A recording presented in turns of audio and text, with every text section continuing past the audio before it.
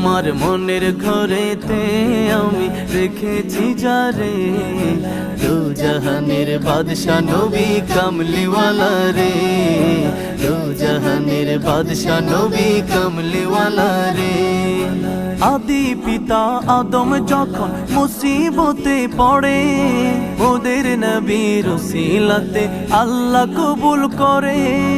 আদি পিতা আদম যখন মুসিবতে পড়ে, ওদের নবীর উসিলাতে আল্লাহ কবুল করে।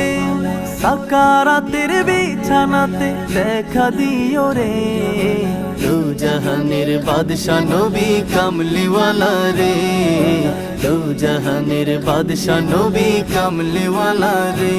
আমার মনের ঘরেতে আমি রেখেছি যারে, দু জাহানের বাদশা নবী কামলিওয়ালা রে।